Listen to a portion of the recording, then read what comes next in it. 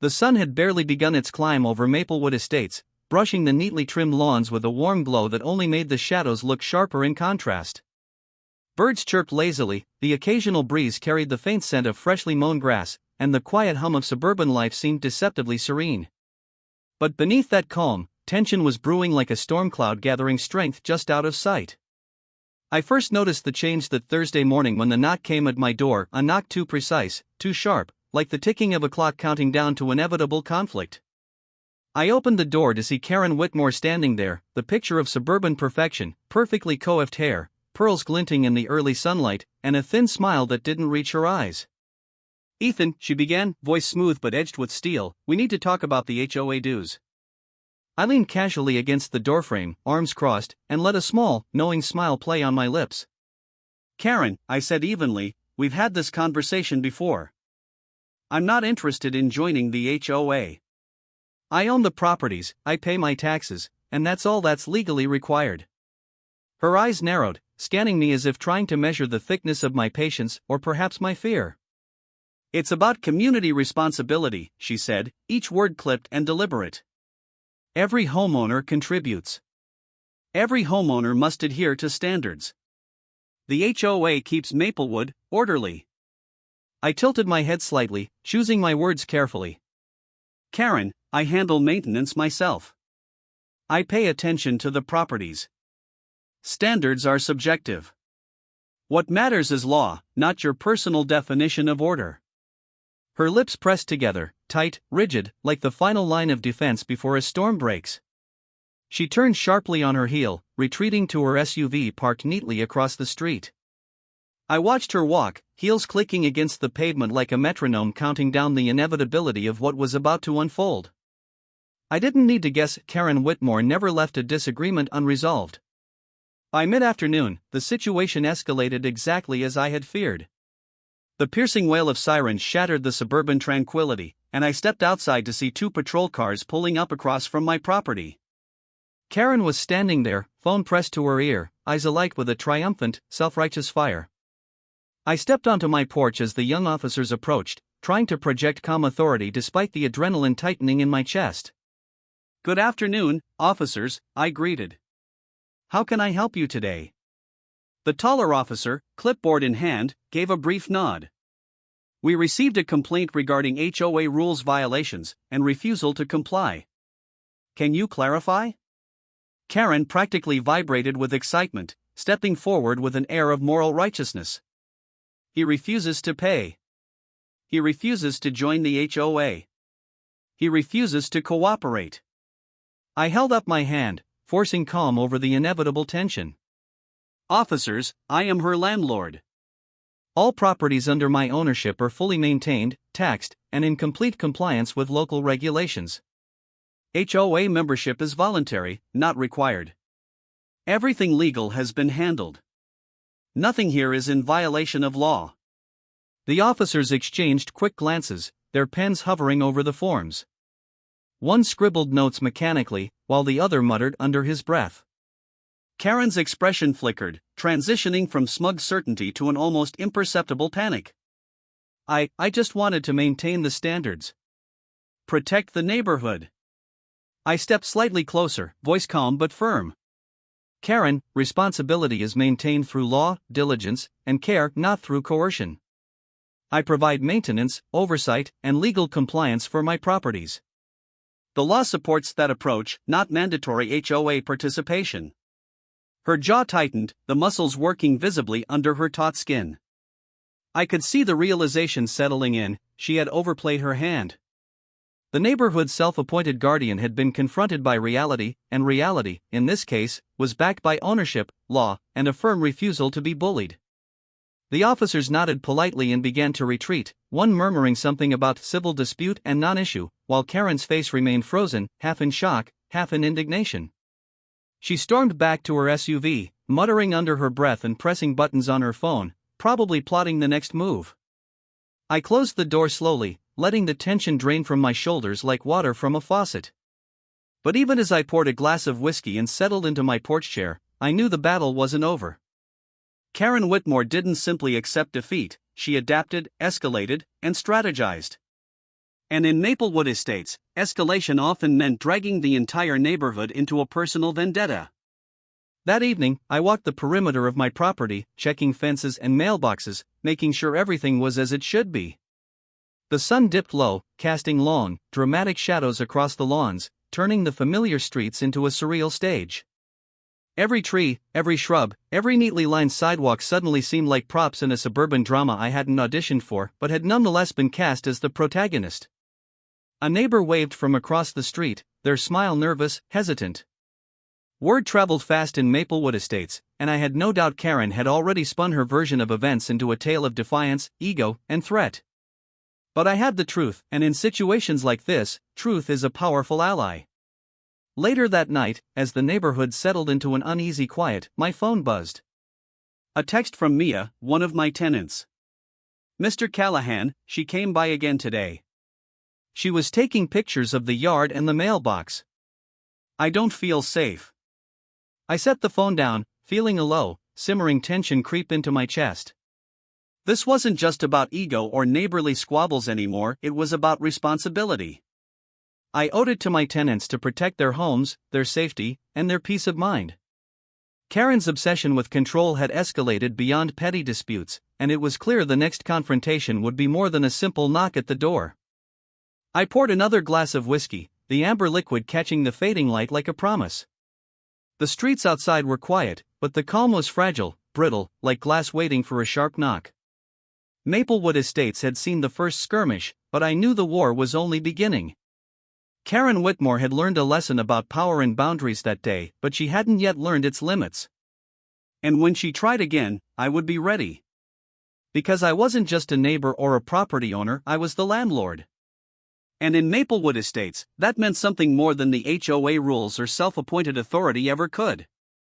The days following the police visit were deceptively calm, like the fragile quiet that blankets a battlefield before the next wave of conflict hits. Maplewood Estates hummed with its usual suburban rhythm, sprinklers hissed over manicured lawns, mail trucks rumbled down cul-de-sacs, and children laughed on bicycles that clattered over the asphalt. But beneath that serene facade, tension coiled like a snake, waiting for the moment it could strike. Karen Whitmore did not strike immediately. She never wasted her energy, she plotted. And by midweek, the escalation became unmistakable. Flyers appeared almost overnight, pinned to telephone poles, stuck under windshield wipers, and tacked to the HOA bulletin board like war proclamations. Bold letters screamed, "Beware, HOA rules protect our neighborhood." Some owners refused to comply. I recognized her handiwork instantly, the carefully phrased accusations, the subtle insinuation that I was a threat to community order, the calculated scare tactics designed to rattle tenants and neighbors alike.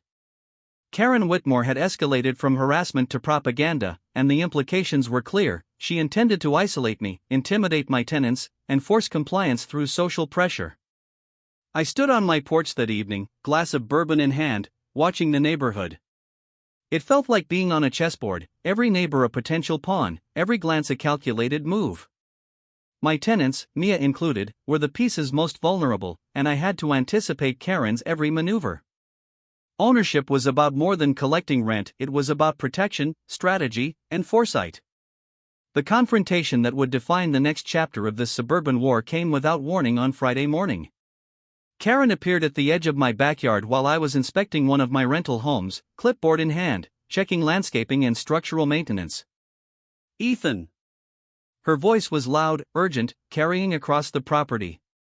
"This is ridiculous. I've tried reasoning with you. You can't just ignore the HOA." I turned slowly, letting her presence settle in the space between us. She had arrived in full armor of indignation, heels clicking against the pavement like drumbeats in a war march. But instead of reacting immediately, I studied her.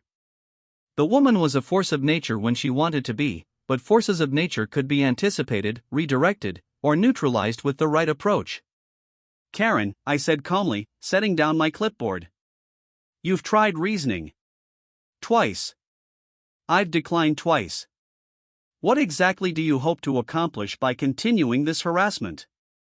Her hands shot to her hips, trembling ever so slightly, betraying the simmering rage she tried to mask. "Harassment?" "I'm protecting this neighborhood from chaos. From lawlessness. I shook my head, voice steady. Karen, the chaos you imagine exists only in your mind. My properties are maintained.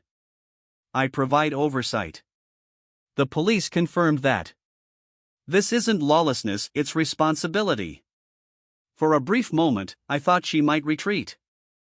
Her face shifted, emotions flickering across her features: frustration, indignation, disbelief. She opened her mouth again, probably to launch another tirade, but I didn't allow it. Listen carefully, I said, taking a deliberate step closer, maintaining calm authority without raising my voice. Every visit you make without consent is trespassing. Every call to authorities that misrepresents facts is harassment. You may believe you have power here, Karen, but the law and ownership are on my side. You are not above it. You cannot coerce compliance. I'm giving you one last chance to leave this matter alone. After that, I will act to protect my rights and my tenants' safety. Her eyes widened, a subtle flicker of fear igniting under the veneer of superiority.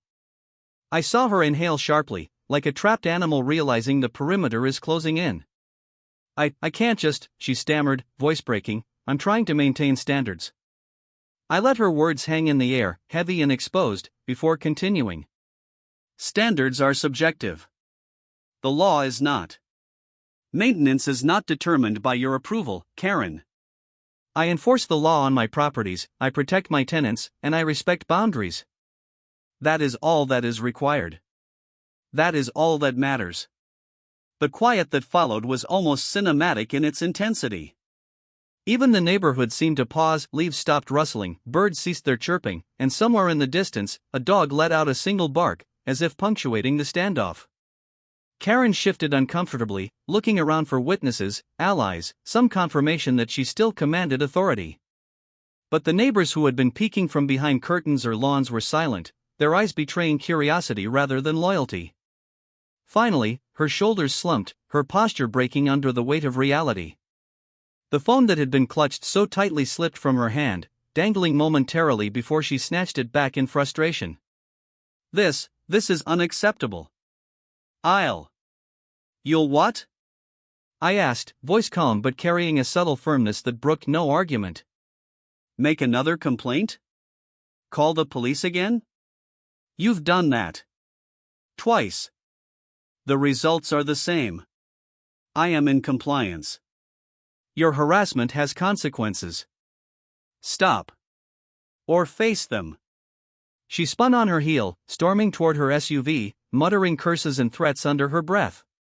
The sound of her heels on the pavement echoed down the cul-de-sac, but it was no longer a signal of impending conflict, it was the retreat of someone who had realized, finally, that the law and ownership were forces beyond her control. That afternoon, I received another text from Mia. Mr. Callahan, she came by again today. She was taking pictures of the mailbox and the yard. I don't feel safe. Her message was brief but carried the weight of unease. I responded immediately, reassuring her, but the underlying truth pressed on me like a stone in my chest.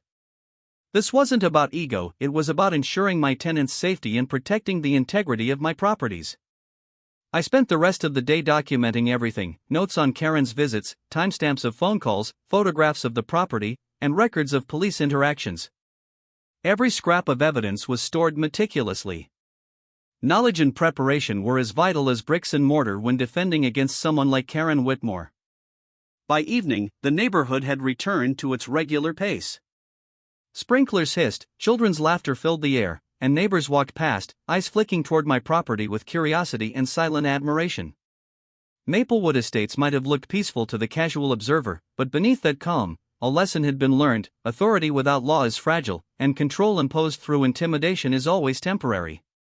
The night settled in with a quiet intensity, leaves rustling faintly in the wind, the hum of distant traffic blending with the occasional bark of a dog.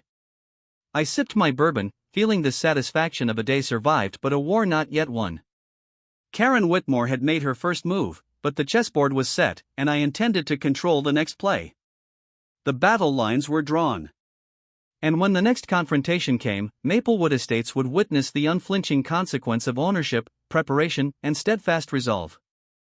The morning sun rose over Maplewood Estates like a hesitant witness, painting the cul-de-sacs in streaks of gold and amber. The air was crisp, carrying the faint scent of freshly cut grass mixed with the subtle perfume of blooming hydrangeas. Normally, it was a serene, almost picturesque scene, but today there was tension layered under that calm, a thick hum that seemed to vibrate through the neighborhood like the sound of a held breath. I, Ethan Callahan, stood at the edge of my driveway, hands tucked into the pockets of my jacket, eyes scanning the street.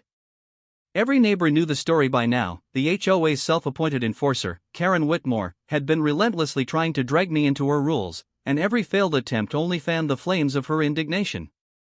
But today, I wasn't just standing there to defend myself, I was taking the narrative into my own hands. From a distance, I saw the familiar glint of her pearl necklace as she emerged from her SUV, phone clutched tightly in one manicured hand. Her heels clicked against the asphalt, a staccato soundtrack to the brewing confrontation. She paused midway, fingers drumming against her phone, her eyes locking onto mine with a mixture of determination and disbelief. "Ethan," she shouted, her voice slicing through the morning calm. "I've had enough of this nonsense. You can't just..." I raised a hand in a deliberate gesture, stopping her mid-rant. "Karen," I said evenly, letting the weight of my voice settle like a physical presence in the space between us. "Let's make this simple. There's a clear boundary here, and it's time you respect it. You have two choices today: stop the harassment and leave this matter alone, or I escalate it legally. There are no other options." Her mouth opened as if to argue, but no words came. Her face flushed, a striking contrast to the perfectly applied makeup that usually hid any trace of emotion. I noticed the slight tremor in her hands, tiny, almost imperceptible, but it spoke volumes. She was a woman accustomed to control, and the realization that she didn't have it here was rattling her in ways I had never seen before. You can't do this," she finally stammered, her voice cracking with the first sign of panic. "I'm protecting the neighborhood. You can't just ignore the HOA. The rules exist for everyone." I stepped forward, closing the space between us, but not threateningly, calm, deliberate, commanding attention. "Karen, I am not ignoring the law. I am respecting it. HOA membership is voluntary. I maintain my properties. I pay my taxes. Everything is within legal bounds. You, on the other hand, have been trespassing, harassing my tenants, and misrepresenting facts to authorities. That's not protection. That's abuse of perceived power." Her eyes darted to the street, searching for an ally, but no one came. The neighbors who had been watching from their porches shifted uncomfortably, murmuring quietly among themselves. A few leaned out of windows, peeking with fascination, as if waiting for the inevitable explosion. But the air was calm, like the charged stillness before a storm breaks, and I could feel it tighten around us. Karen's lips pressed into a thin line, and she opened her mouth again, probably for another tirade, but I cut her off. "Every step you take without my consent is trespassing. Every call to the police that misrepresents the situation is harassment. I'm giving you one last chance to stop. After that, I have no choice but to protect my rights, and I will do so fully and publicly. Do you understand?" Her face flickered, anger, fear, disbelief, and internal battle playing across her features. I waited patiently. The sun caught in her hair, turning it into a halo that only highlighted the absurdity of her indignation against reality. Finally, she let out a frustrated huff, as if the act itself would expel the tension building in her chest. She turned sharply, slammed her phone into the SUV console, and stormed back toward her vehicle. I watched her go, noting the subtle slump in her shoulders, the posture of someone who had been forced to confront the limits of their power. She climbed into her SUV without another word, started the engine, and peeled out of the cul-de-sac, leaving a trail of dust and the faint aroma of burned rubber behind her. For a moment, the street was quiet. The only sound was the rustling of leaves and the distant bark of a dog. I exhaled slowly, feeling the tension leave my shoulders. This confrontation had been inevitable, but it had ended without violence, without legal escalation, and most importantly, without surrender. Maplewood Estates had survived yet another test of sanity and lawfulness, and I had preserved the peace and safety of my tenants and properties. Mia, my young tenant, emerged from the front door of the house I rented her. Her face held a mixture of relief and awe. "Mr. Callahan," she said quietly, "she's gone, she actually left." I smiled reassuringly. "She will find other things to fight, Mia.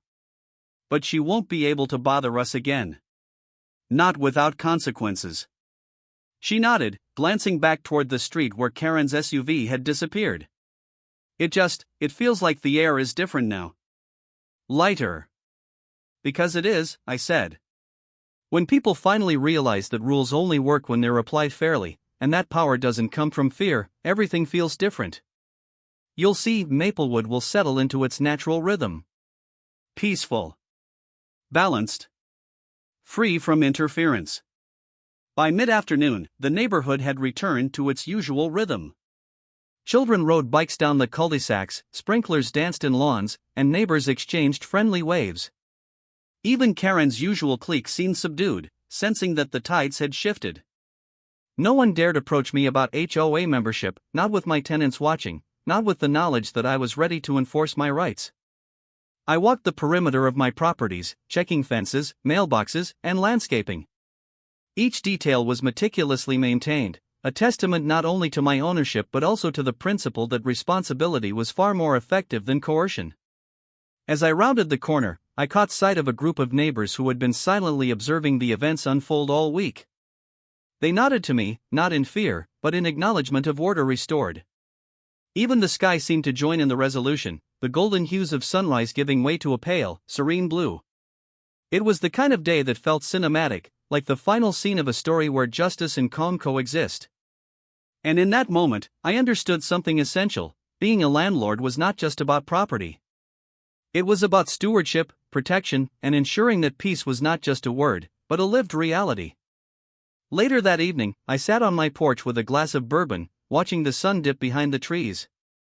The shadows stretched long, yet they no longer carried the weight of impending confrontation. They were quiet shadows, peaceful in their obedience to the natural laws of the neighborhood. Karen Whitmore would eventually move on, perhaps to another street, another neighborhood, seeking battles that were no longer hers to win. I leaned back in my chair, savoring the warmth of the bourbon and the calm that finally filled the air. Owning land wasn't about dominance or ego, it was about boundaries, responsibility, and the quiet, enduring satisfaction of standing firm when it mattered most. And today, Maplewood Estates had learned that lesson, in ways that could not be ignored or forgotten. As night fell, the neighborhood rested. Windows glowed with the soft light of families winding down, children's laughter fading into quiet rooms. The stars above twinkled like silent witnesses to a day where authority had been tested and rightfully claimed. Maplewood Estates belonged not to a tyrant or a self-appointed enforcer, but to those who lived there with respect, responsibility, and a quiet understanding of true power. I raised my glass, toasting the invisible boundaries, the tenants, and the serenity finally restored. This was victory not of aggression, but of patience, law, and unwavering resolve. And for the first time in weeks, the cul-de-sac was mine, not in ownership alone, but in peace.